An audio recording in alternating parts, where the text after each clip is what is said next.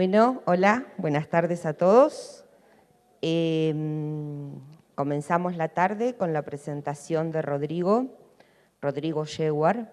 Rodrigo, junto con el arquitecto Martín del Solar, forman el Grupo Talca.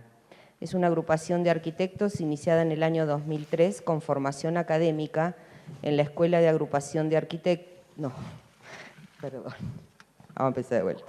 Es una agrupación de arquitectos iniciada el año 2003 con formación académica en la Escuela de Arquitectura de la Universidad de Talca, en Chile.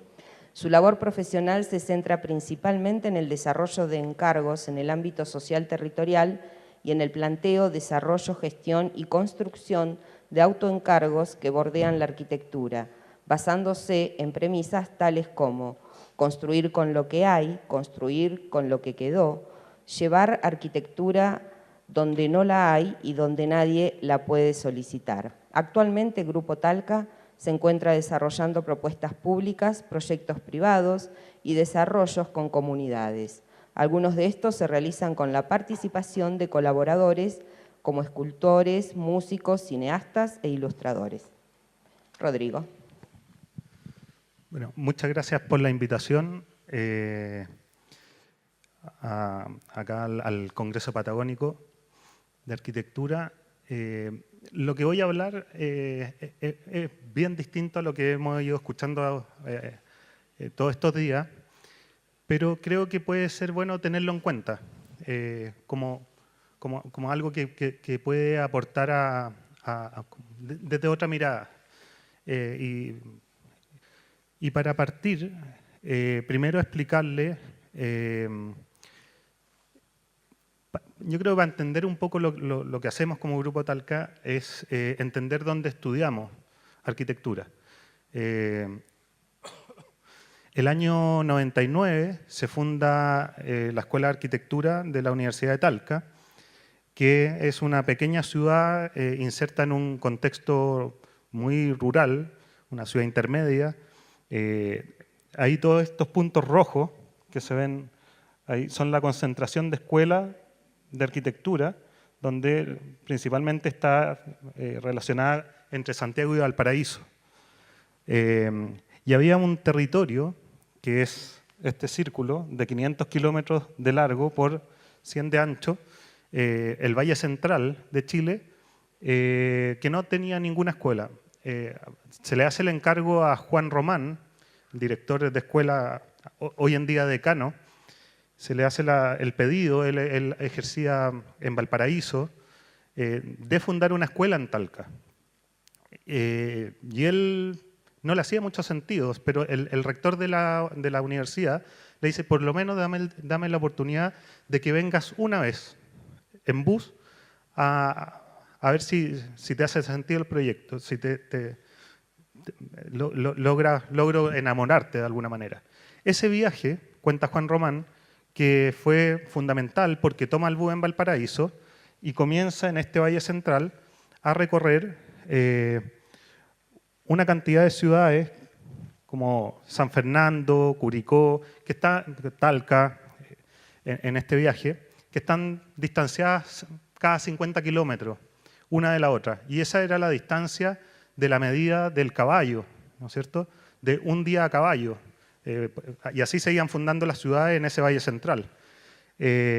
Y cuando pasaba por San Fernando, por Rancagua, por Curicó, cuenta Juan Román que se da cuenta que en los terminales de buses o en la entrada de los buses a estas ciudades, habían ciudades muy precarias y que estaban recibiendo además una población que se volcaba, una población rural, que soportaba todo este manto productivo que es vitivinícola, frutícola, y que se volcaba a las ciudades en busca de servicios y también de intercambio de sus productos. Y que esto no estaba solucionado. Estas ciudades habían sido pensadas desde la lógica y desde arquitectos que habían sido educados en Santiago. Ahí le hace mucho sentido fundar esta escuela, y aquí es donde yo me voy al año 2000. Yo había estudiado en Valparaíso 2 años y no me hacía ningún sentido por distintas razones y decido irme a Talca a ser parte de esta primera generación fundadora de la escuela. Este es un poco la vista casi desde el casco urbano de Talca, mirando hacia el manto productivo rural. Es así de drástico, o sea, terminan las casas y comienzan mantos de viñas de grandes productores, pero también de muy pequeños productores. Inserto también, esto es en el valle, pero en la zona montañosa se había excluido mucha población, había desaparecido mucha población por haber insertado los monocultivos, los pinos y los eucaliptos principalmente. Chile, la zona centro-sur de vocación maderera, de alguna manera, si algunos recuerdan los incendios hace 2 años, o 1 año atrás en Chile, un incendio que estaba incendiándose en la gran parte de Chile, digamos, tiene mucho que ver con el monocultivo, con tierra que no ha dejado, con un tipo de árbol, de cultivo, que no ha dejado que crezca otro tipo de vegetación en esta superficie y también ha expulsado todos los animales que vivían ahí. Suelo erosionado, desde una visión extractiva, ¿no es cierto?, y depredativa.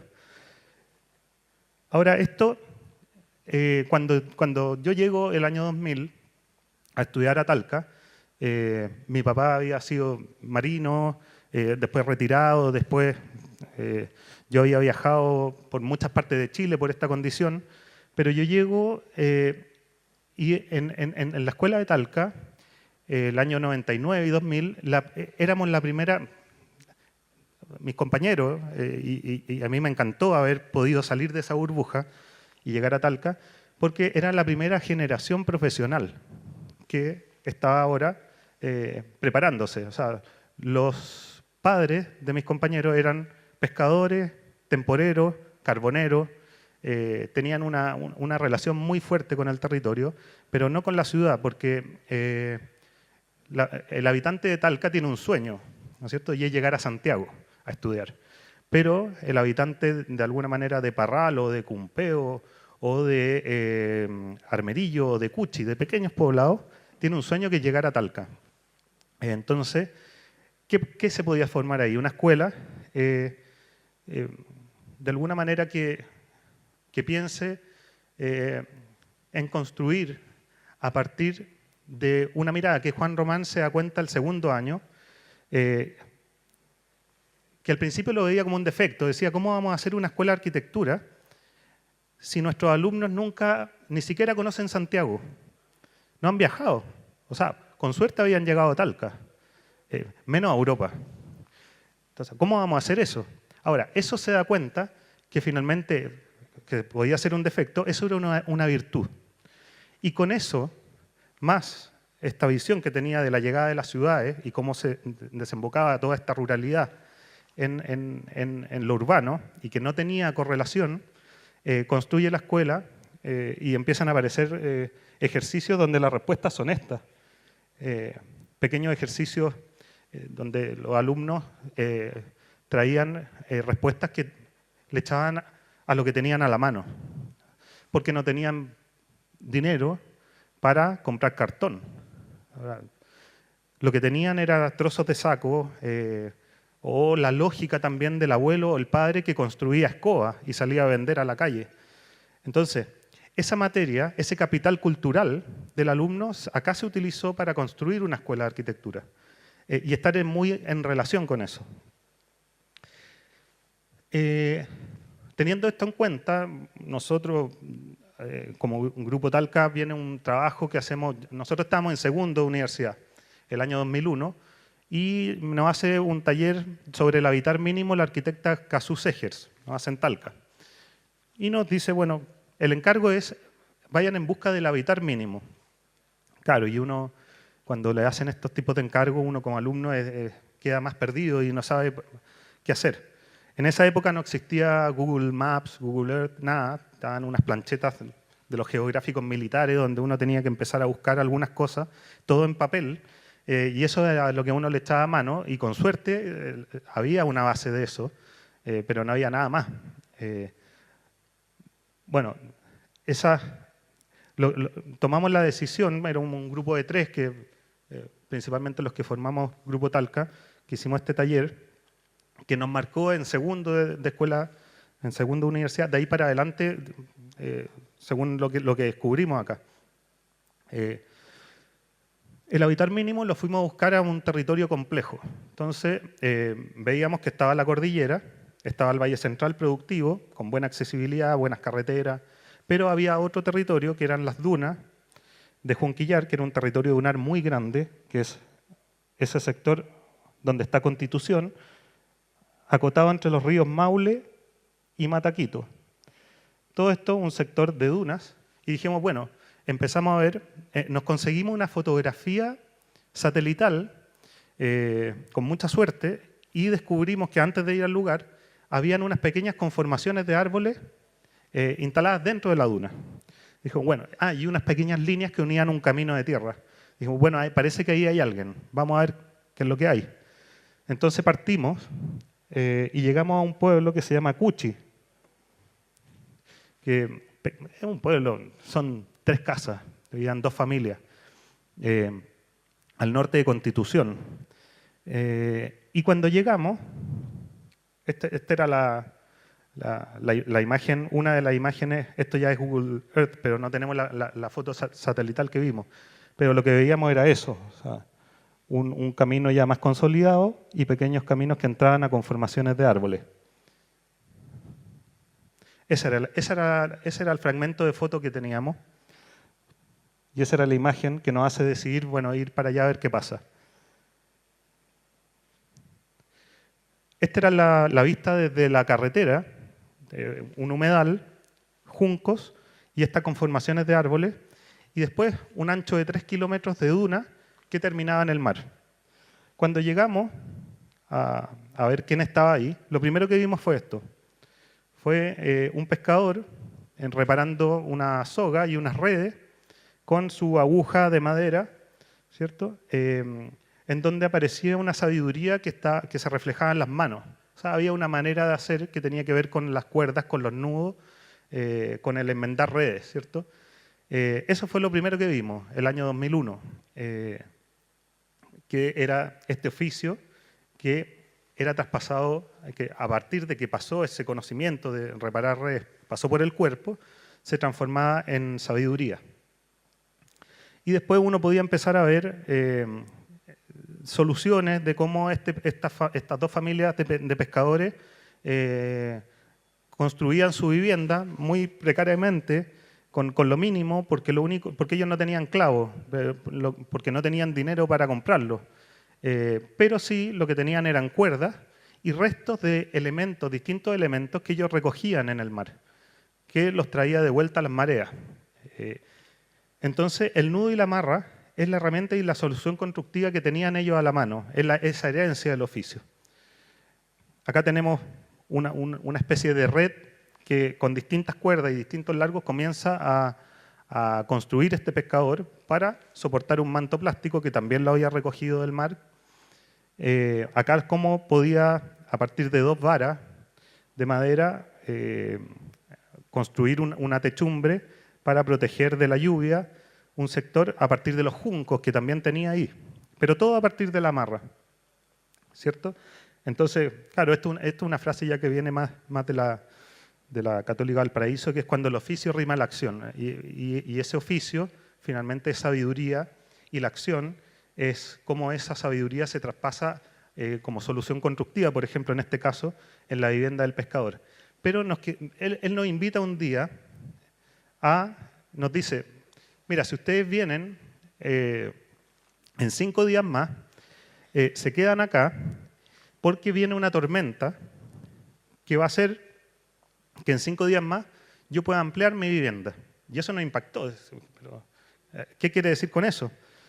Y él nos explicaba que cuando llega una tormenta y choca con la cordillera, ¿cierto? Y vienen las crecidas de los ríos, en este caso el río Maule, en el sector cordillerano, ese río, él ya sabe y tiene en el cuerpo la sabiduría de entender cuántos días más le van a llegar una cantidad de elementos que vienen a partir de las crecidas de los ríos y que le arranca el territorio, que llega a desembocar en el mar, en el Océano Pacífico, acá, en Constitución, y que a partir de la corriente de Humboldt, que sube de sur a norte, y los vientos predominantes, le van a llegar a su duna.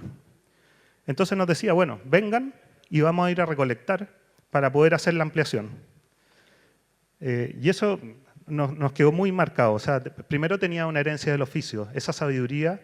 Además tenía una manera de entender su habitar, y sus hábitos también estaban en un orden sincrónico y no respondían a una sabiduría respecto de un conocimiento científico, sino que su experiencia de habitar y esta relación sincrónica de habitar la Tierra le había dado esa capacidad de poder adelantarse a los hechos y saber cuándo tenía que ampliar su vivienda. Eso el año 2001 nos marcó profundamente. Terminamos abordando todos los talleres que abordamos en la Escuela de Arquitectura, en nuestro estudio, hasta que nos titulamos, desde esta mirada y desde la admiración por este caso. Por este caso, para nosotros fue una lección de arquitectura, de entender desde el detalle del nudo, de saber cómo construyo, pero también de entender esta escala, de saber que una tormenta va a ser una crecida de un río y eso significa que voy a tener los materiales que necesito y veré qué hago con eso. Y eso es lo que tengo disponible. En este sentido, los proyectos de título, de titulación en la Escuela de Arquitectura de la Universidad de Talca son construidos. Bueno, ahora se abrieron otras líneas de investigación o proyectos ya que no va construido. La mayoría de los alumnos eligen el construido porque sí tenemos mucha relación en toda la carrera, en los 6 años, sobre estos problemas, sobre lo constructivo, sobre la gestión. Entonces, cuando uno llega a titularse, tiene que tener la dimensión del proyecto, la dimensión de lo constructivo, pero muy fuertemente en los problemas de gestión. Y eso lo aprendemos en la academia, en la Escuela de Arquitectura. Entonces, el proyecto de título, el año 2006, que toma el caso de una pequeña comunidad que se llama Pinohuacho, que está cerca, acá está en la ladera sur del volcán Villarrica, cerca de Pucón. Pucón está en la ladera norte. Yo conocía a este leñador, a este pueblo, son 11 familias, desde que yo tenía 12 años.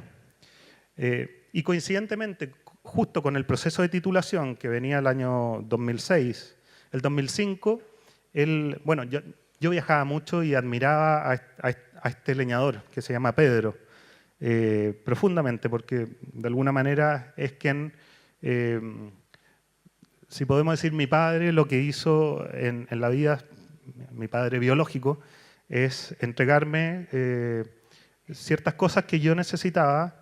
Me dio el acceso a la educación y muchas cosas, pero no me entregó otras cosas, que sí las encontré en este leñador, que era una mirada distinta valórica y espiritual, de entender la vida, de alguna manera. Y eso yo desde chico frecuentaba mucho ir. Y llega un momento, tenemos una relación muy cercana, en que el 2005 Pedro, ya estábamos trabajando todos los miembros del Grupo Talca en sus proyectos de título específico, nos arrendamos un taller y trabajamos los 5, cada uno en su proyecto, pero en discusiones como taller. Y Pedro dice el 2005, bueno, Rodrigo, lo que pasa es que mis hijos, como tú sabes, se fueron a la ciudad, viven en la periferia, uno en Villarrica, otro en Temuco, y estoy muy preocupado, esto me tiene muy mal. Hace una crítica muy fuerte a la ciudad con esa declaración, porque dice que finalmente sus hijos nacieron acá, en Pinohuacho. Todo lo que se le instaló a ellos desde su niñez, que está instalado en sus primeros años de vida, no lo van a poder, de alguna manera, no se va a poder expresar en la ciudad. Ellos viviendo en la periferia y trabajando en una constructora, por ejemplo, como mano de obra. Y dice, bueno, se me van a perder, decía, se me van a perder los hijos y van a entrar en el alcoholismo, la drogadicción, porque yo tengo que estar cerca. Entonces dice, bueno, lo que pasa es que voy a vender, porque un empresario turístico estaba interesado en estas 150 hectáreas, porque en este sector están unas nieves muy buenas, una vista a los volcanes increíble, y un empresario está dispuesto a pagarle y que desaparezca este poblado, y él podía ir a la periferia, comprarse un taxi, pero estar cerca de su hijo, que eso valía más que todo el sacrificio que iba a significar abandonar el lugar que más quería. Y ahí parte el proyecto de título, en donde lo que se trata, en resumen, es que vuelvan los hijos a vivir con los padres. Ahora, ¿cómo hacerlo? Porque los hijos no querían volver a ser leñadores. Ya estaban estudiando turismo, se estaban capacitando en turismo en la ciudad, en Temuco, pero ellos pensaban volver a trabajar en Pucón, o sea, en unos grandes hoteles, ser guías de grandes empresas, pero venir a trabajar en la ladera norte del volcán. Entonces empezamos ya a conversar con las distintas familias, había un gran interés de los mayores de no abandonar la tierra. Este es un sector maderero, no hay monocultivos, hay bosque nativo, coihue principalmente, que el año 45 es cuando llegan los primeros colonos, llega el papá de Pedro, Pedro nace ahí, porque ya habían, por ciertas regulaciones, habían salido las grandes empresas que habían devastado todo el bosque. Y finalmente todos estos leñadores, los colonos, se dedican a tomar estas piezas que habían quedado botadas y a la reforestación. Aparecen los renovales, hay una asesoría con manejo de reforestación, pero toman lo que estaba muerto, lo que ya había sido cortado, y empiezan a reforestar.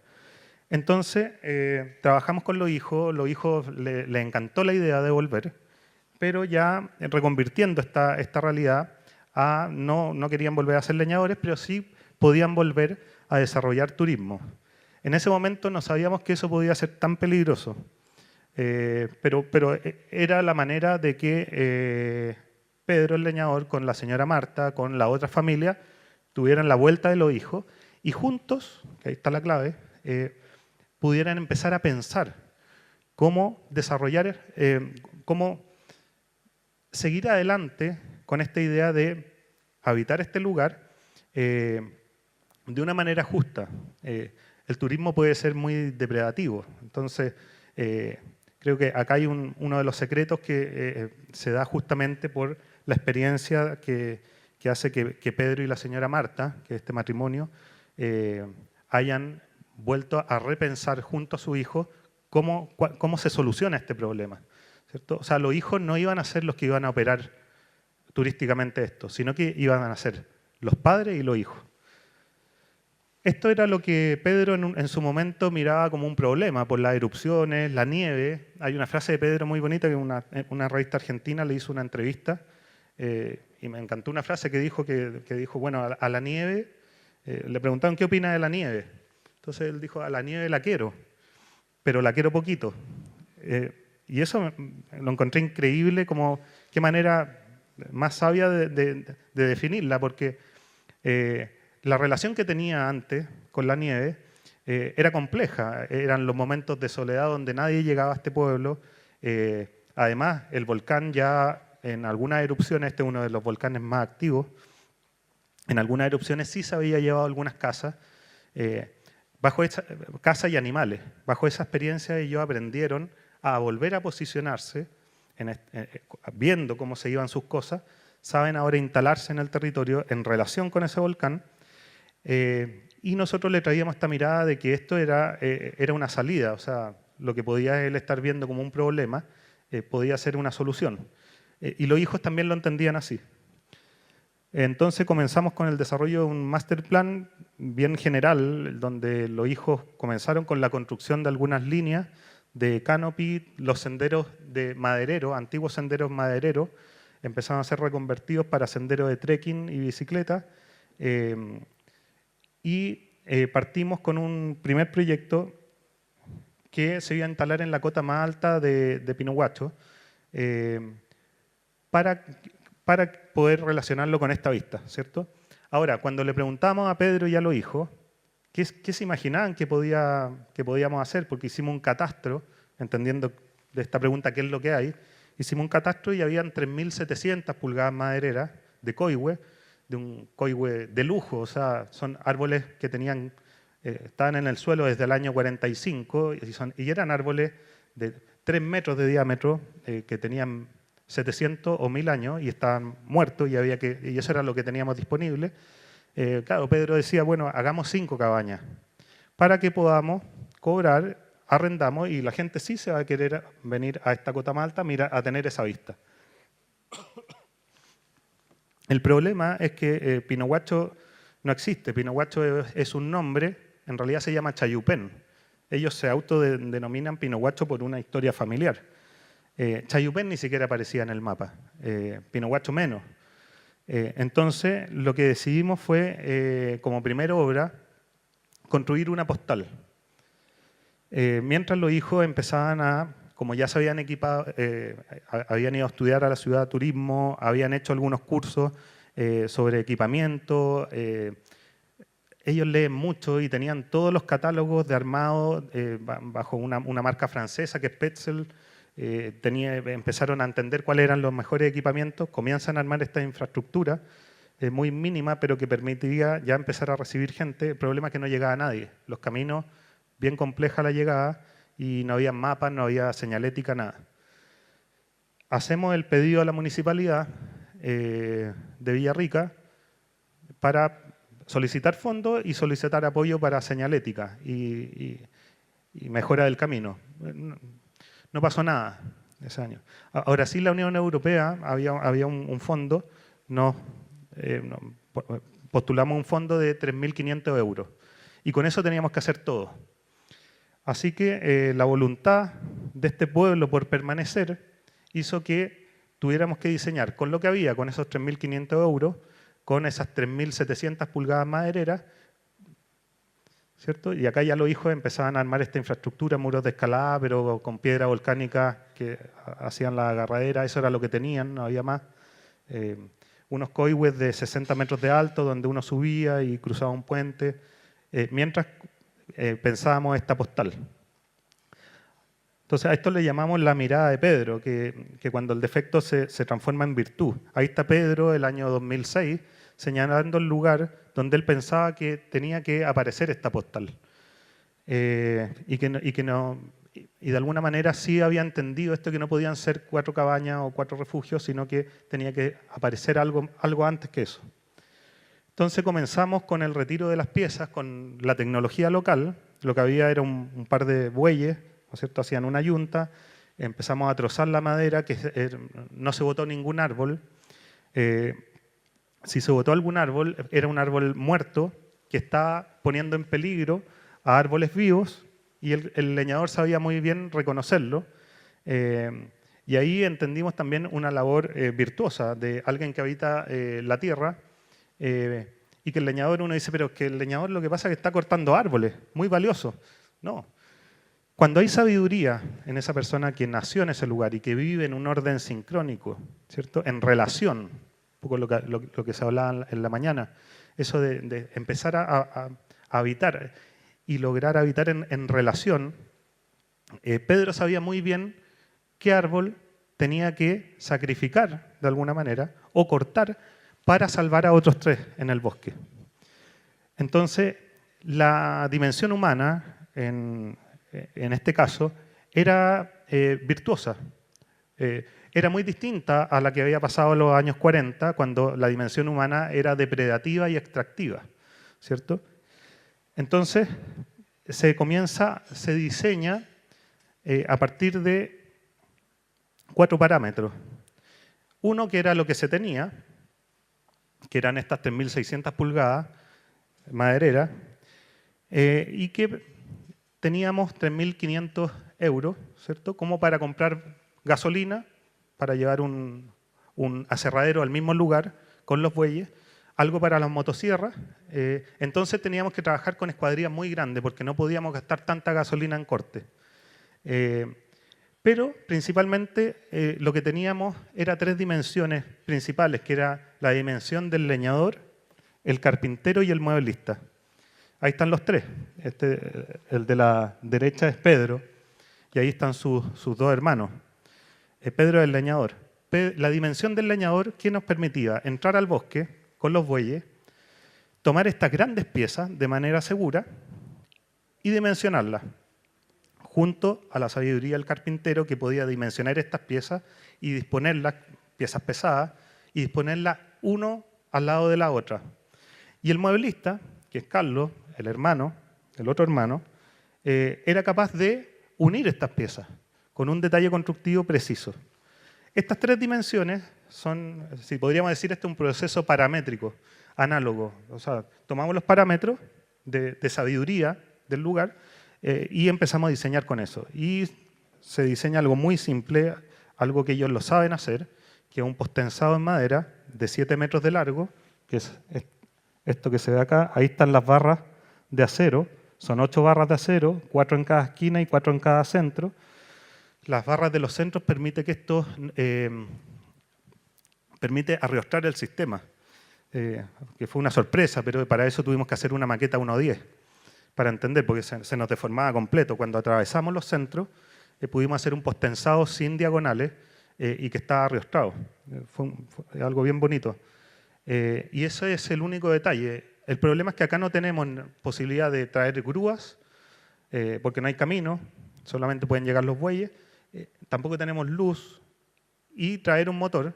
Bueno, podíamos hacerlo, pero no existían las brocas para traspasar 10 pulgadas en madera que todavía estaba de alguna manera verde. Estos 50 años de la madera puesta en el suelo todavía seguía con su ciclo de agua. Era bien bonito porque Pedro metía la motosierra, la sacaba y salía un chorro de agua por lo menos de 1 minuto. Y eso está filmado. O sea, el árbol, 50 años que estuvo cortado, seguía manteniendo flujos toda en su fibra. Salía un chorro que parecía una cerveza, así que toda esta savia. Bueno, eso salía. Y con esta inserción de la motosierra, Pedro sabía qué árbol podía gastar energía al mirar el aserrín. En cuál árbol puedo gastar energía para dimensionarlo y en cuál no, sin tener que trozarlo para mirarlo completo o empezar a dimensionar y a entender que finalmente ya había entrado la pudrición y no servía. Metía una vez la motosierra, salía esta agua, volvía a meter, salía un aserrín y al observar el aserrín sabía si era madera buena o mala. Y eso lo hacía en medidas de 3,60 metros, entonces sabía cuántas piezas podían sacar a lo largo de estos 60 metros de largo del árbol. Terminamos el trabajo a finales del 2016, este es el proyecto título, los profesores de la Universidad de Talca van a corregir y ponen la nota en el lugar, previo 2 procesos anteriores, que es uno del marco de la problemática, donde ahí ellos nos dan un pase, luego el marco del proyecto y nos dan el pase también para construirlo. Acá pasa algo bien bonito porque los profesores, cuando corregía el proyecto en Talca, los profesores que eran arquitectos, lo único que hacían era cargarme de dudas. Decía, esto no se puede construir, no puede llevar grúa. ¿Cómo hacer las perforaciones? ¿Por qué no sabían que habían barrujos? ¿Por qué no sabían que esto es un detalle para un leñador? Cuando volvía donde el leñador, donde Pedro, y armábamos la maqueta, decía, pero si esto, ¿por qué no partimos? Es que Pedro no me han dado el pase. ¿Qué pase necesitas? Necesito un pase, una venia de los profesores para construir. ¿Y por qué no puedes construir? Porque dicen que esto no se puede construir. Dice, no puede ser. Esto es un detalle, o sea, hemos hecho cosas mayores y esto es un detalle. Bueno, finalmente los profesores, un poco por el llamado de atención de Pedro, dan el pase. Nos decían los profesores que esto se tenía que armar en vertical y después lo teníamos que votar porque no había otra manera.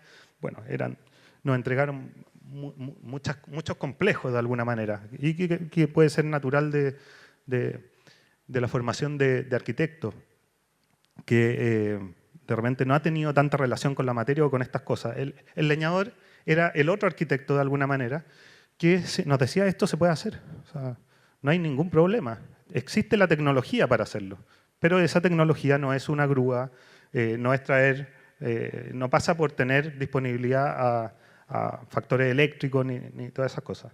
Bueno, esta es la postal, ¿no es cierto? Esto es en verano. Comienzan a llegar los primeros turistas del 2007 al lugar, atraído un poco porque esto se empezó a publicar. Y era gente principalmente, bueno, unos llegaban por las publicaciones, pero otros llegaban porque eran amigos de Pedro, muy pocos turistas al principio, y esto en invierno.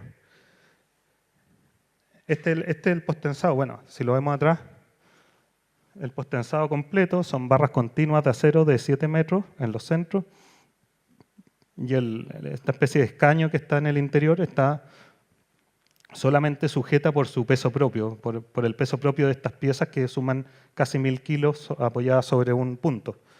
Y eso hacía que este asiento embolado sea muy estable.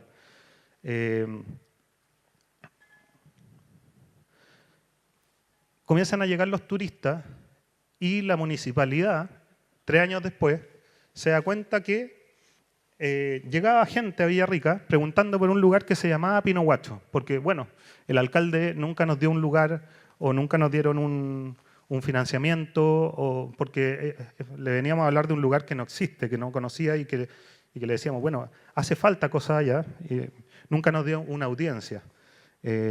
Y tuvimos que aplicar a otras maneras, principalmente a la voluntad de un pueblo, y a que echen mano a lo que tienen y desde su misma mano de obra construir para ellos mismos. 3 años después llega la municipalidad y dice, ¿sabe qué? Entendemos, llega un funcionario municipal, esto fue en verano, fue en febrero del 2009, en donde me llama Pedro.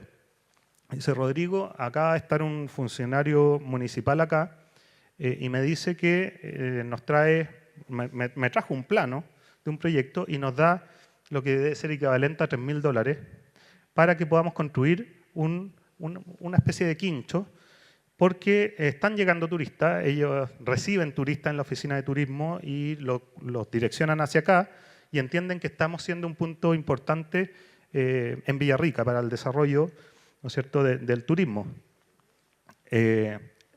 Villarrica lo ve desde una manera más macro. Pedro lo ve desde una muy pequeña escala y eso pasa a través de que Pedro ya tiene 10 años de experiencia en hacer turismo y él finalmente eso le ha permitido esos 10 años y las conversaciones con su hijo de entender cuál es la escala. O sea, la escala no viene definida por... nosotros aprendimos eso, aprendimos que había un factor ahí de esta escala de turismo. Bueno, y Pedro dice... me traen el plano y me dejaron una carta, si yo la firmo nos dan $1.500, no, $3.000 para construir el quincho, porque necesitamos ofrecer café, servicio, porque eso no lo tenemos. La gente venía y tenían que pasar a la casa de Pedro. Y le dije, bueno, Pedro, qué bueno. O sea, viene ahora la segunda parte del master plan, que era tener que hacer este lugar para recibir a los turistas. ¿Qué le dijo Pedro a usted? Bueno, le dije que no. Y eso fue una sorpresa. Pero ¿cómo Pedro, cómo le dice que no? Sí, primero por 2 motivos. Uno, que no me gustó el proyecto. Pues le mostraron un plano y era un quincho con forma pentagonal o hexagonal que se repite en muchas partes. No me gustó porque es igual al de todas partes. Es el mismo que está abajo incluso en el lago. Y además... realmente no le dije que no, le dije que primero tenía que consultarlo conmigo. Eso le dijo un leñador a un funcionario municipal. O sea, a mí me hubiera encantado ver la cara del funcionario municipal en ese momento, de decir que bueno, este leñador tiene un staff de arquitectos. Bueno, y eso pasó. El proyecto queda parado, nosotros finalmente vamos a la municipalidad con Pedro y lo que hacemos, él dice, bueno, hagamos lo mismo que hicimos arriba. Veamos qué es lo que tenemos, Pedro ya la tenía clara. Veamos qué es lo que tenemos y tenemos una tejuelera, dijo, pero no tenemos un motor. Pero tenemos madera, no en dimensiones tan grandes como las de arriba, pero sí tenemos algo de madera para construir algo acá. Empezamos a ver lo que teníamos y llegando a esta fase lo que más teníamos era leña. Y leña para vender y quemar. Entonces, como la leña, bueno, acá ustedes deben estar acostumbrados, yo esto lo tengo que explicar un poco en Santiago o en algunas partes, porque la leña cuando llega a Santiago llega en unos trocitos muy chicos para que entren en una chimenea pequeña y llega lista. En Santiago uno no tiene que cortar leña, y además uno compra las astillas y en Santiago ya no, porque ya no se puede prender fuego, ¿no? Están prohibidas las chimeneas, pero uno lo explica un poco. El tamaño. Acá la leña que vende Pedro son trozos muy grandes, del cual podíamos redimensionarlo y con la tejuelera hacer tejuelas de coihue.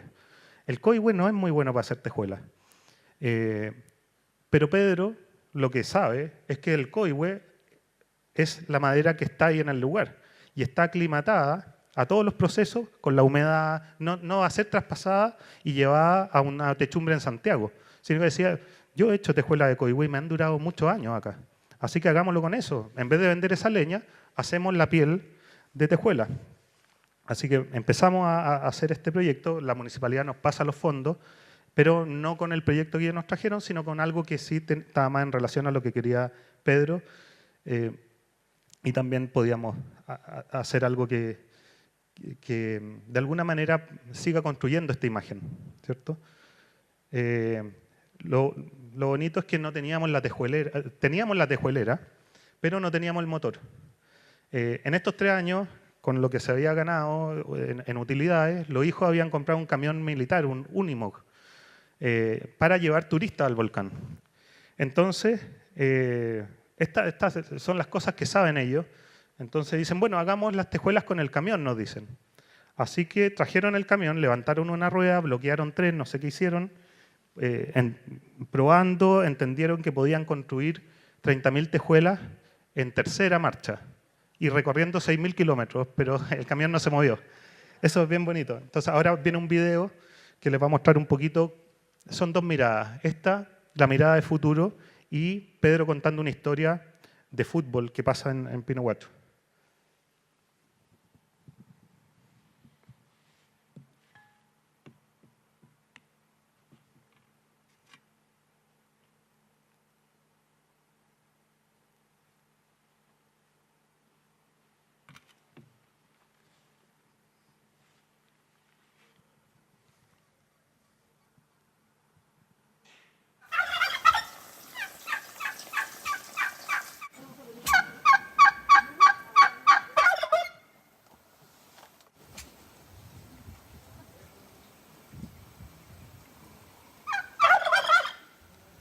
Muchachos, aquí para mí al menos. Vos sabés que la época que yo jugaba al fútbol, acá sacábamos 3, 4 equipos, Martín. ¿De fútbol? Claro, ¿De 11? de 11. ¿Qué había gente? Y todos fanáticos, ahora no hay ni un entusiasmo, los cabros, bueno, casi son los únicos los de aquí. Sí. Nosotros esperamos el día domingo. Ahora no. Todos estos clubes que habían por aquí campeches murieron.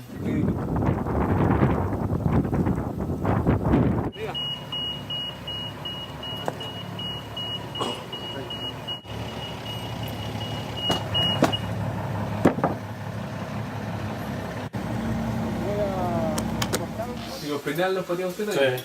Un tiro más adentro, ¿no? Y jugaba descalzo. O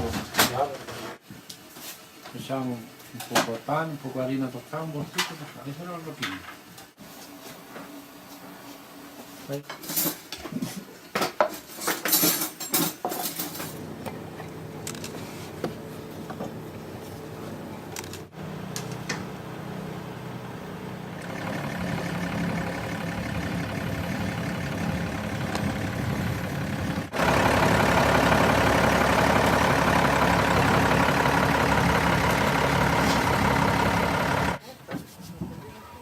Acá.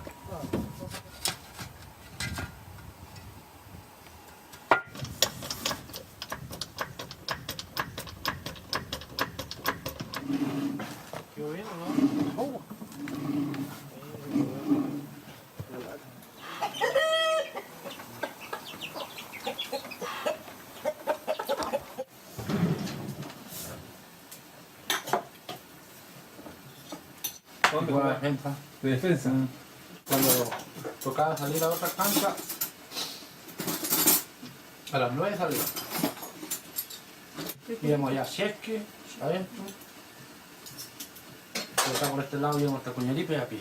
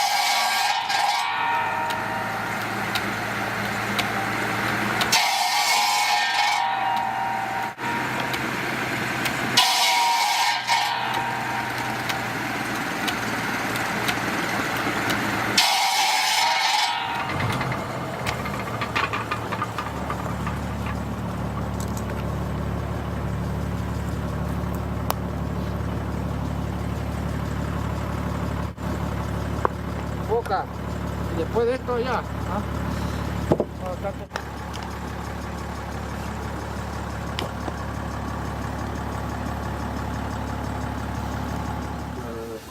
Con efecto al lado afuera del peine aquí, ¿ves?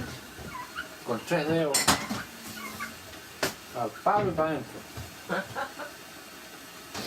A tal hora lo contamos para salir listo, estábamos 40, 50 kilos. No, lo ganamos hasta aquí. En esos años podíamos haber estas máquinas para el grabado o algo. Cuando veníamos con la vaquilla arreo con eso.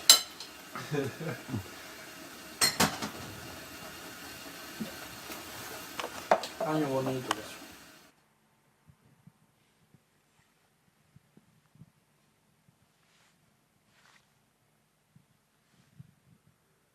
Este es el quincho finalmente, que tiene un fogón central. Ahí están las 30.000 tejuelas que fueron hechas con la leña que podría haber sido quemada o vendida por Pedro a precio muy bajo.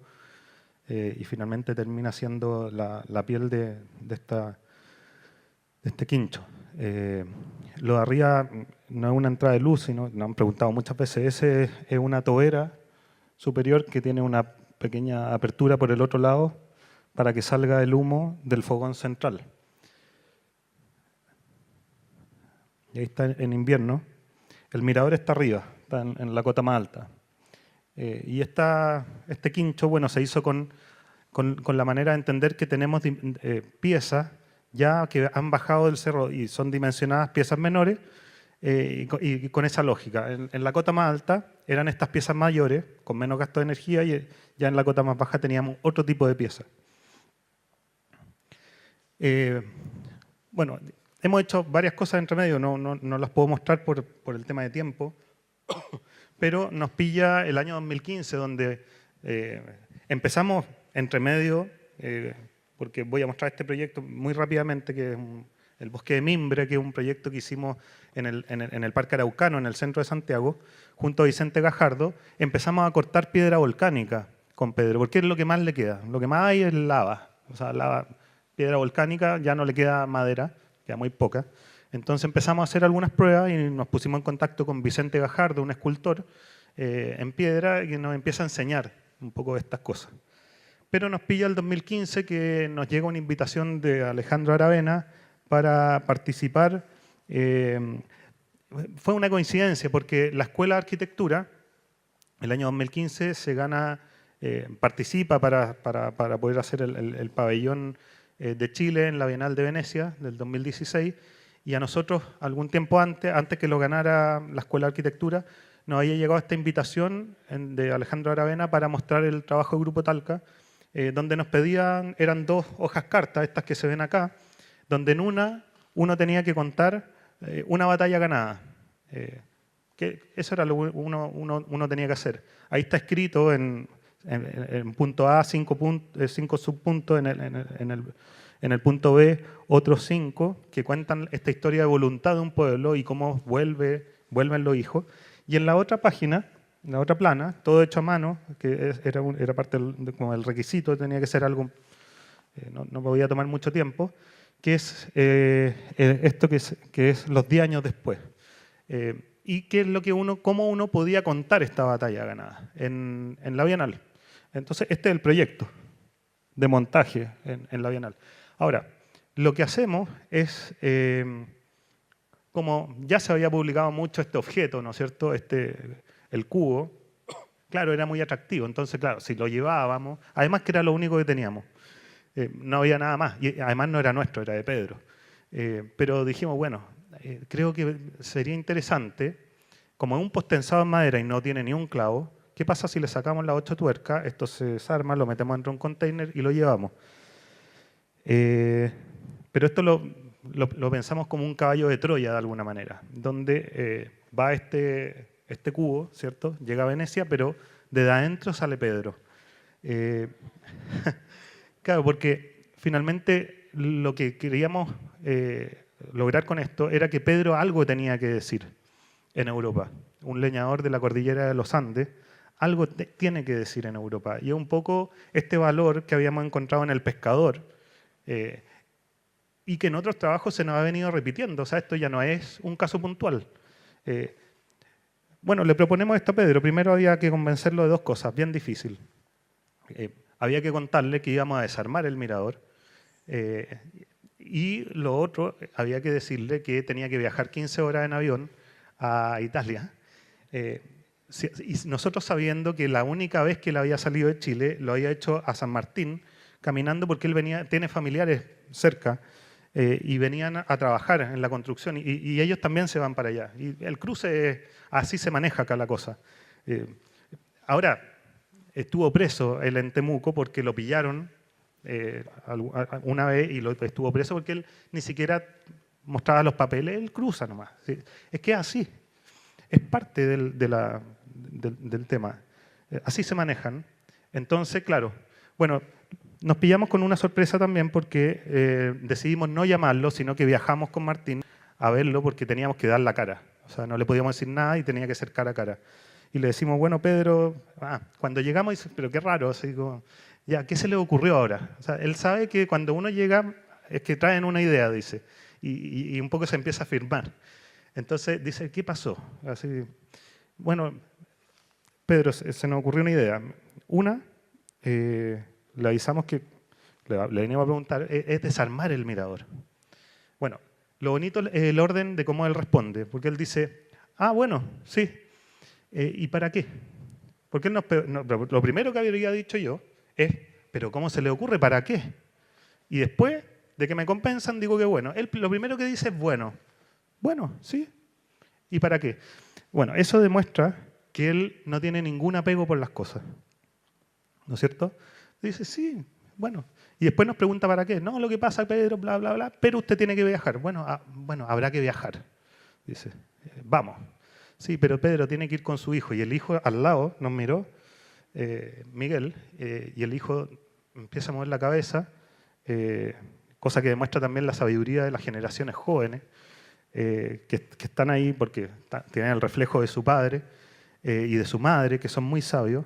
Y el hijo dice, no, yo no voy. Y nosotros, pero Miguel, planteamos, ya nos aceptaron el proyecto, nos vamos. No voy porque creo que yo soy muy joven, él tenía 26 años en ese momento. Yo soy muy joven y esta oportunidad yo sé que la voy a volver a tener, de ir a Europa. Pero Carlos, el mueblista que ayudó a la construcción, Carlos, el hermano, no va a tener esta posibilidad. Entonces, tiene que ir Carlos, dijo. Y tiene que ser un viaje entre hermanos. Y ellos tienen que ir. A ellos no se les repite esto. El hijo la tenía muy clara. Así que los dos acceden y nos vamos. Ahí está Pedro. Yo siempre lo cuento, ya a esta altura lo auspicia Billabong. Sí. Claro, él es Pedro y comenzamos el proceso con una estudiante del Tecnológico de Monterrey que vino a hacer una pasantía. Ella tuvo la misión de construir toda la planimetría y la clasificación de piezas para el desarme para que lo volvamos a armar. Entonces, acá comienza el desarme en enero. Llega el container. Esto es lo que queda en el lugar. Pedro tiene ese despojo porque entendió que el mirador ya cumplió la función. El lugar apareció en el mapa y los hijos viven, ahora construyen este nuevo territorio en familia. Con eso está pagado. O sea, el mirador para él ya no significa nada. Cumplió su función, puede desaparecer. Y le mostrábamos a Pedro una aplicación que muestra dónde va el barco y le mostrábamos, mira, está pasando por acá. Y Pedro no podía creerlo, veía esto en la pantalla. Bueno, y nos fuimos con Pedro y Carlos, con los dos hermanos. Ahí estamos en la Plaza San Marcos, Pedro mirando la góndola. No se subió, no quiso, además que era muy caro. Y Pedro estaba muy ansioso. O sea, como buen leñador, tiene que hacer algo todos los días. No se puede quedar sin hacer nada. Y en Venecia pasaron algunas cosas. O sea, lo primero que dice, bueno, al otro día, bueno, vamos al lugar y vamos a montar esto. Así que partimos caminando y algunas observaciones que hacía Pedro. En el lado que estábamos, no era el lado universitario, sino que era el lado cerca del Arsenal, él contó un árbol y le impactó. Dijo, hay un árbol. O sea, ¿qué pasa acá? El suelo es muy duro, qué difícil caminar acá. Le dolían mucho sus pies. Porque él camina sobre tierra o pasto, ¿cierto? Y los otros que miraba para arriba y decía, mira los pedacitos de cielo que tienen. Y yo lo tengo completo. Entonces, esas cosas en el camino son lecciones de vida que a uno lo van marcando mucho. Y después cuando llegamos al lugar, Pedro se hace muy amigo de Doménico. Doménico es el jefe de seguridad de la Bienal. Voy a tratar de apurarme un poco. El jefe de seguridad y, en resumen, Doménico le dice a Pedro, yo lo llevo, vamos, síganme, les voy a mostrar el lugar donde tienen que hacer donde tienen que montar esto. Llegamos acá, son aproximadamente 70 metros cuadrados, el mirador, el original, se montó afuera y acá teníamos que montar una maqueta y unos videos. Y le dice, Pedro, este es el lugar, pero por favor, tengan mucho cuidado con los pilares, con los muros, con el suelo, no se puede perforar, no los toquen casi. Y Pedro mira así, bueno, Pedro le dice, a ver, Doménico, ¿pero por qué? ¿Por qué me dice eso? Y Doménico le dice, bueno, lo que pasa, Pedro, es que usted está parado en un edificio de más de 1000 años.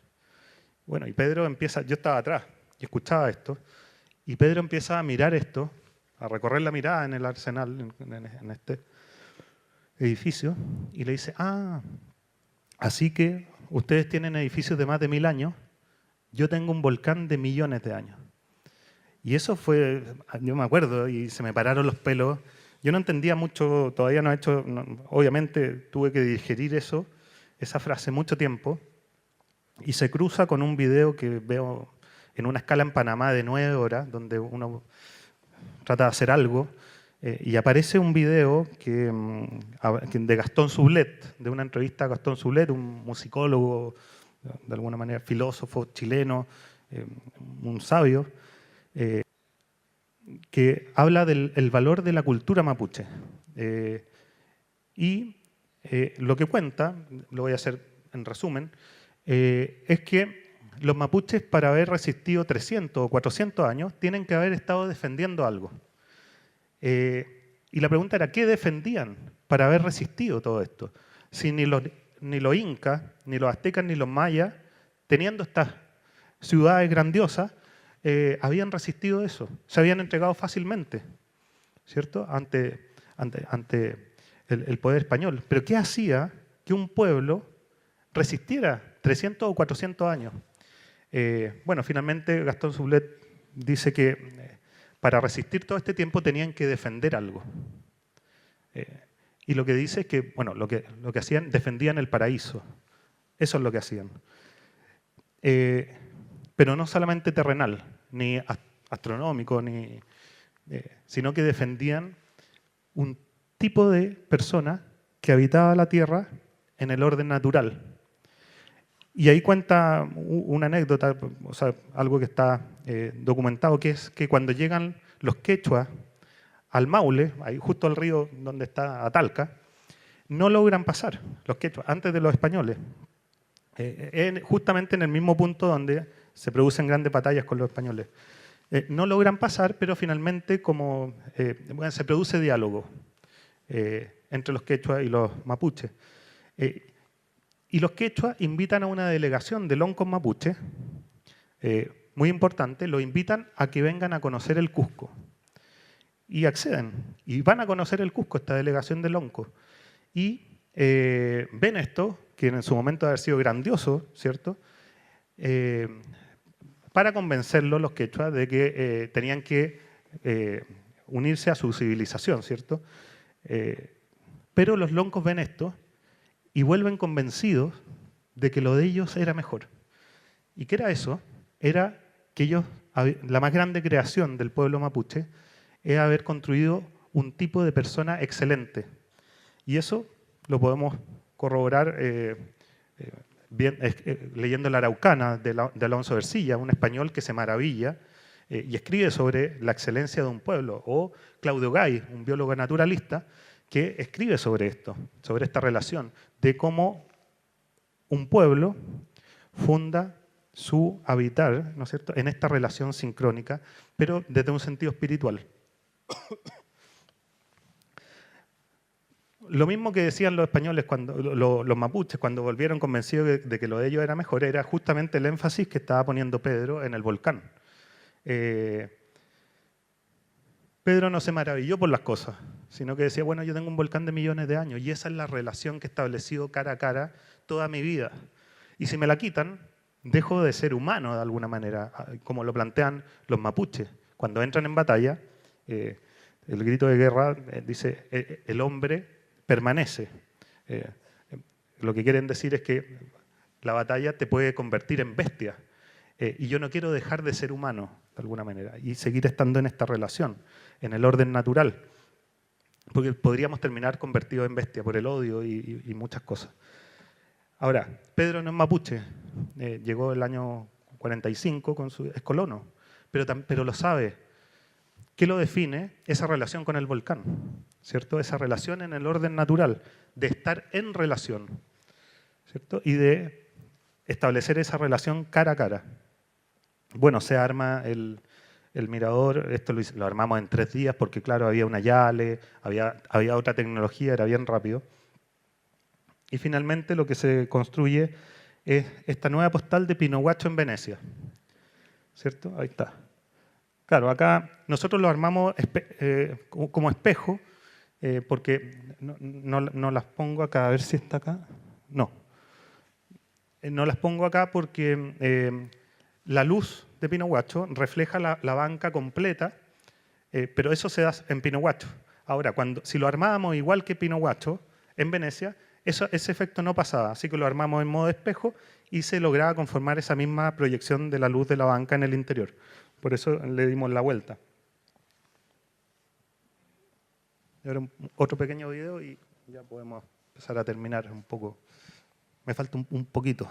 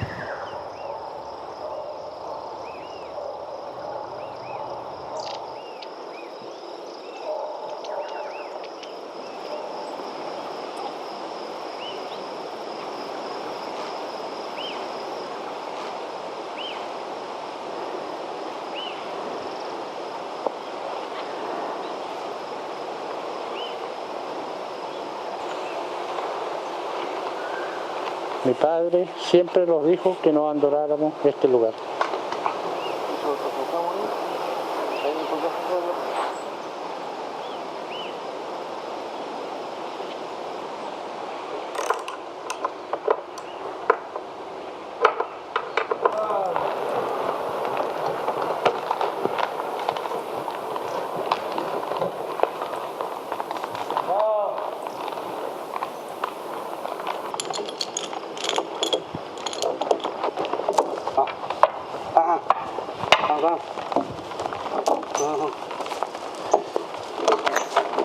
Miguel, amigo.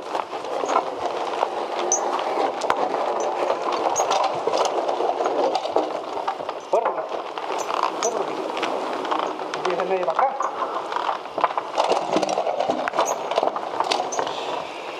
Va a ir volviendo.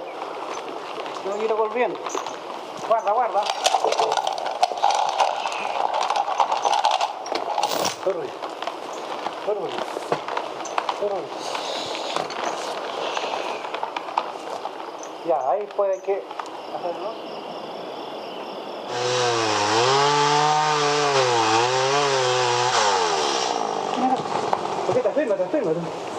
Fírmate. Vamos.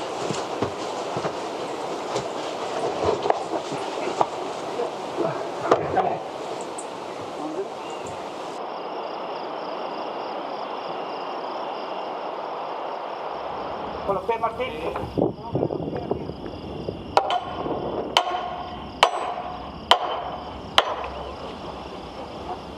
No, de cubierta. Ya.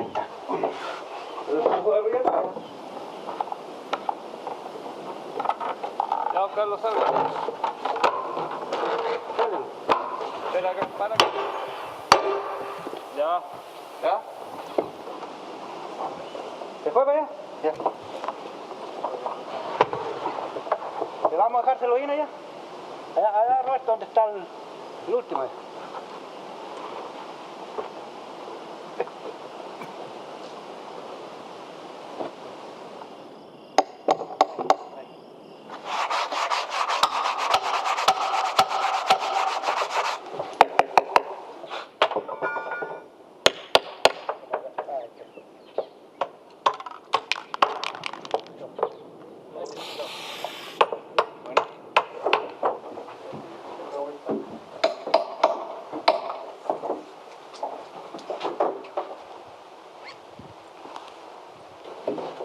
Vamos por fuera. También fuera.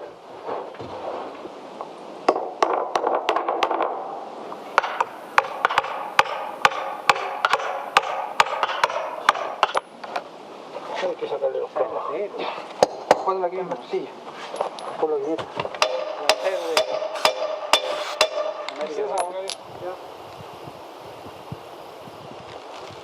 Espacio. Contrólala. Muy bien. Vivo Richard.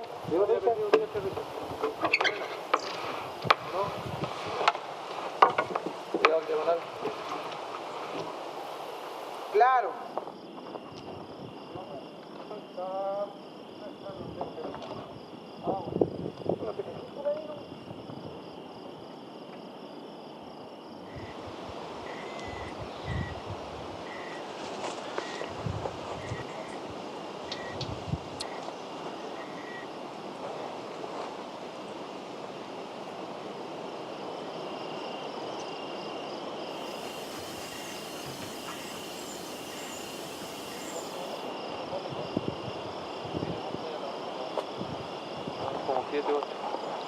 Este proyecto lo hicimos para que mis hijos volvieran a trabajar estas tierras.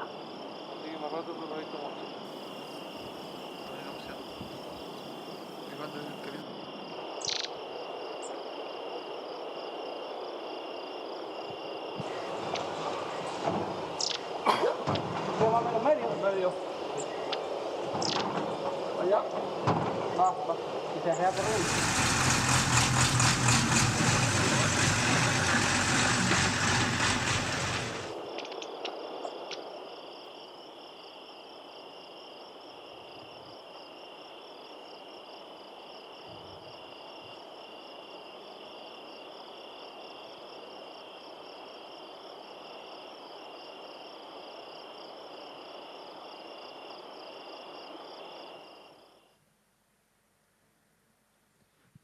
Bueno, acá están los hijos, Miguel y Danilo, quienes ahora son los guías que llevan las excursiones y trabajan junto a sus padres. Y a la vuelta de Venecia, el alcalde pide una reunión con Pedro. O sea, le da una audiencia 10 años después. Y Pedro le trae 2 fotos. Una de la postal en Venecia y otra de la postal en Pinohuacho. Y ahora el alcalde las tiene puestas en su oficina, las pone ahí en su oficina principal. Entonces, claro, si hubiéramos esperado las respuestas del gobierno o de los agentes de turno, esto no hubiera partido nunca. Entonces, esta voluntad del pueblo por permanecer tenía que moverse y transformarse en acción. Y ellos, como el proyecto era para ellos, ponen a disposición sus materiales, su sabiduría y su voluntad, ¿cierto? Este lo voy a pasar bien rápido para ir cerrando. Este no lo voy a contar. Este era el bosque de mimbre que se instala en el Parque Araucano, en el centro de Santiago, donde trabajamos con este escultor en piedra, pero no tengo tiempo. Ya. Acá les cuento, después de Venecia, todo esto es como una historia que está todo hilado, desde que entramos a estudiar arquitectura, los profesores que nos tocaron, los procesos de titulación, quién conoció, gente que conocíamos cuando éramos niños, que nos hace sentido y que todo está de alguna manera muy hilado. Un empresario chileno nos convoca a un concurso cerrado, privado, donde iban a participar 5 oficinas para pensar cómo diseñar una reserva de 1000 hectáreas en la Patagonia, cerca de Puerto Cisne. Nos llega la invitación y la invitación decía, bueno, este es el problema, hablaba de esta reserva, ¿cierto? Y les damos 3 días para que visiten el lugar, les pagamos el avión, tenemos el alojamiento y además una cantidad de dinero para poder construir un anteproyecto que vamos a seleccionar cuál sigue, pero además, después del anteproyecto, seguiremos trabajando con nuestro staff de arquitectos. Hasta ahí llega la cosa. Nuestra oficina es muy poco sustentable de alguna manera. O sea, dijimos que no. Y era nuestro primer encargo, después de 10 años. Y tuvimos que decir que no, porque nos daban 3 días para visitar 1000 hectáreas. Y además, parte de esto decía que los habitantes locales, de alguna manera, iban a ser desplazados a Villa Mengual, a un poblado cerca, pero sí iban a estar trabajando en estos procesos.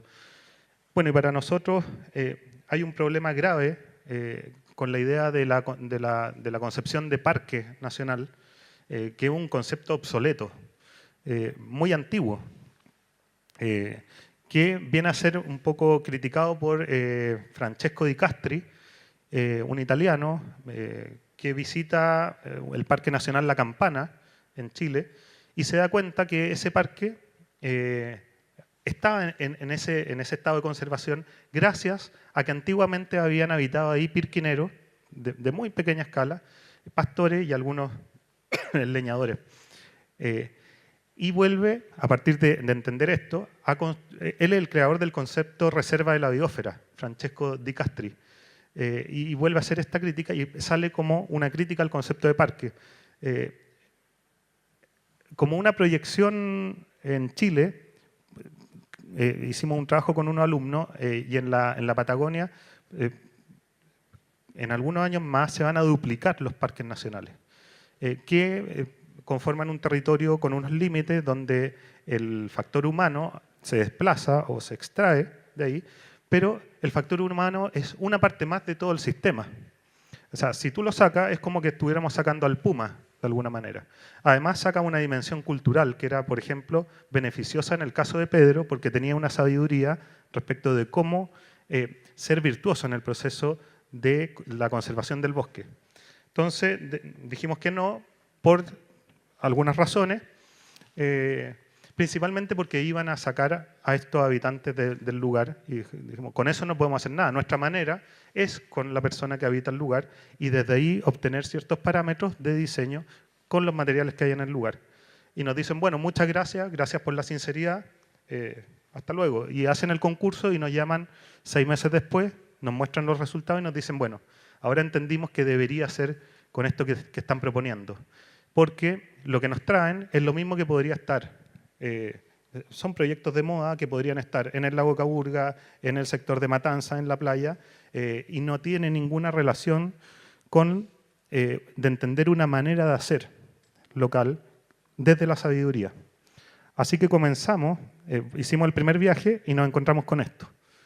Y esto, cuando lo vimos, dijimos, a ver, había detrás una casa muy simple de chapa, donde vivía un matrimonio de leñadores, Violeta y Rubén. Y ellos habían hecho esto. Y nosotros dijimos, bueno, acá hay algo, nos volvemos a encontrar con lo mismo. O sea, hay un matrimonio de leñadores que habita este lugar y que es capaz de hacer esto. Y esto es increíble. O sea, nos maravillamos. Y luego entramos a conocer a este matrimonio de leñadores. Ahí está Rubén, esa es su casa. Ahí está su chimenea, cocina, un sillón, y acá yo estoy sentado en la cama. Violeta andaba trabajando. Claro, Violeta es mucho más leñadora que Rubén. Rubén lo apoya un poco en lo que pueda. Toma mucho mate, entonces, bueno, disfruta la vida.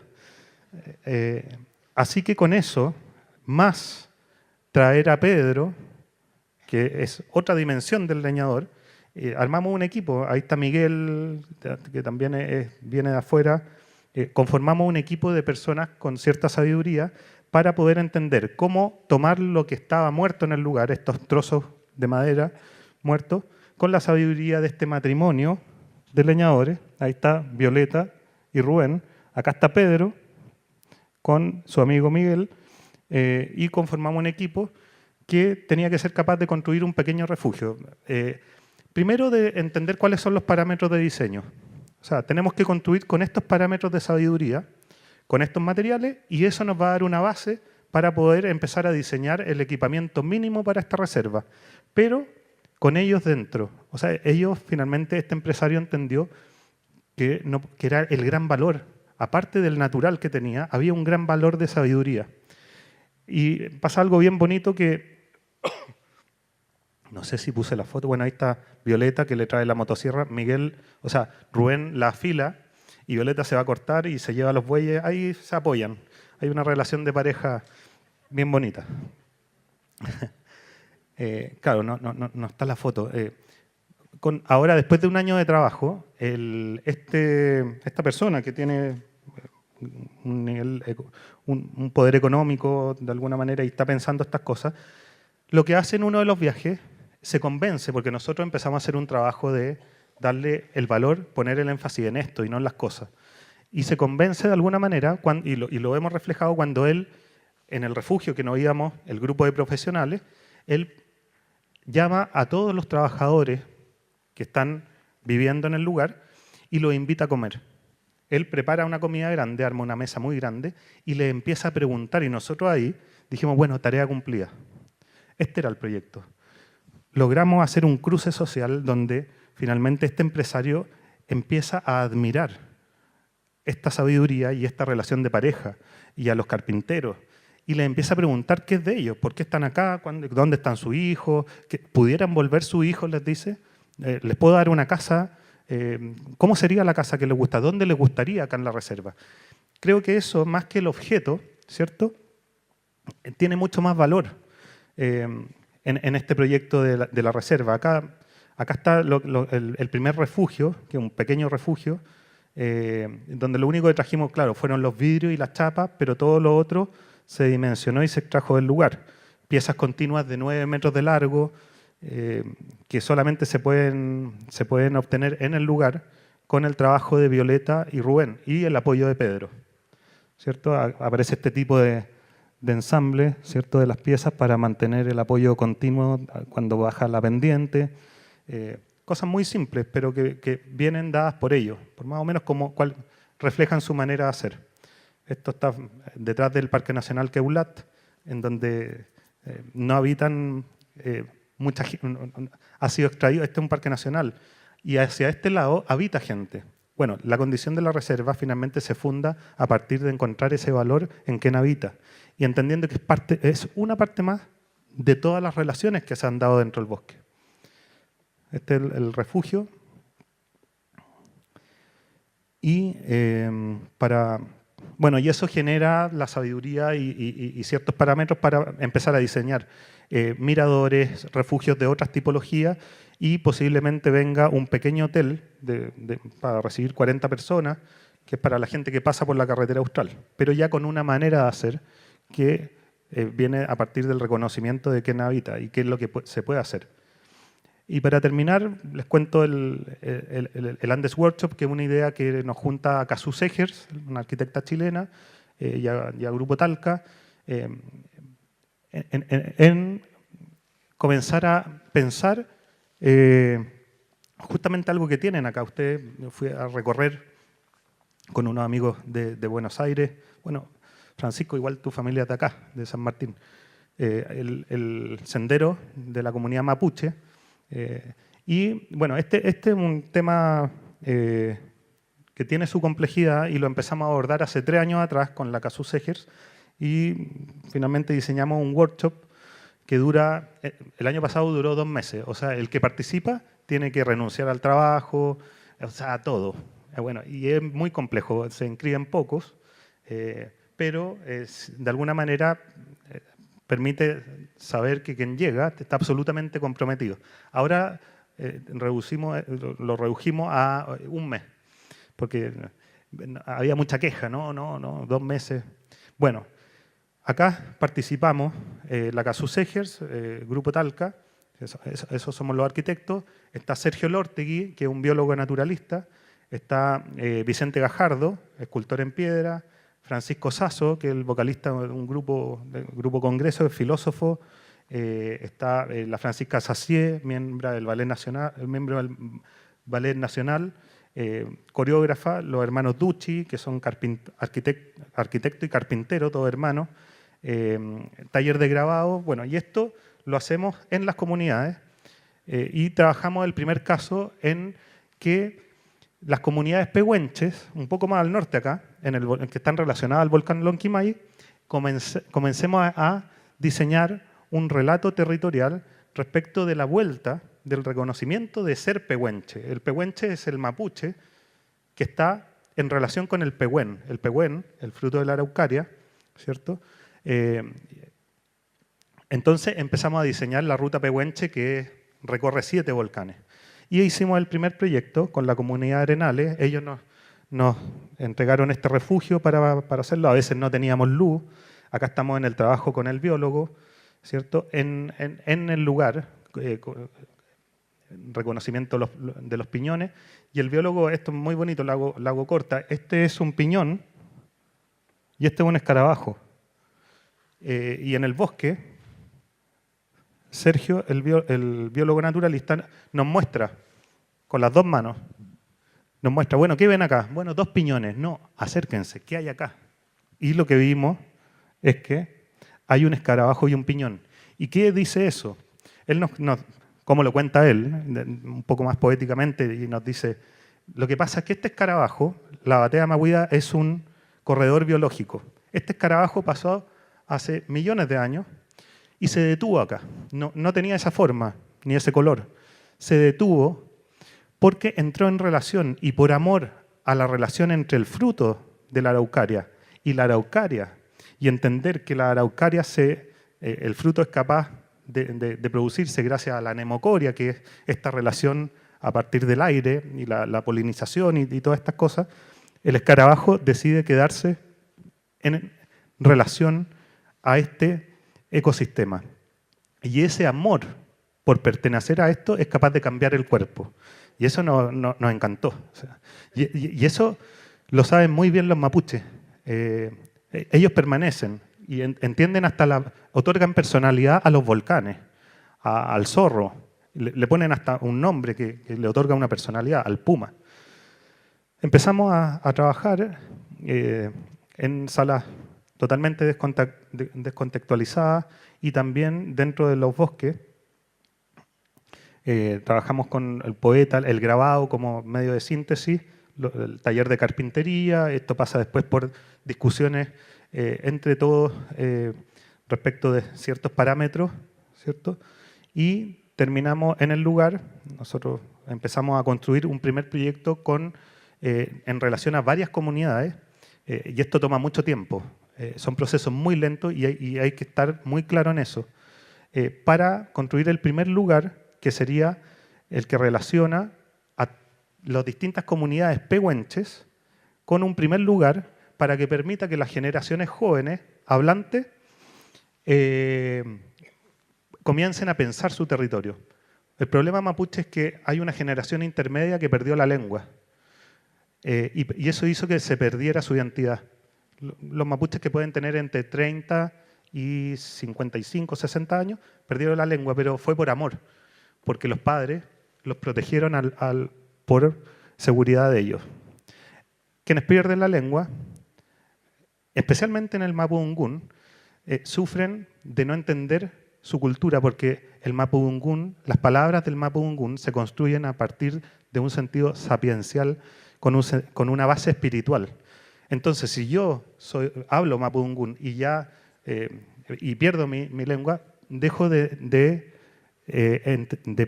pierdo el sentido de la vida y que se entendía a partir de las palabras mapuche. Bueno, esto lo entendimos acá. Y esto le da a este proyecto una primera entrada a que los hijos recuperen la lengua y a partir de este proyecto comiencen a trabajar, como el caso de Pedro, con los padres, con los mayores y los loncos. Ahí está la construcción del primer proyecto que se hizo también con lo que había en el lugar.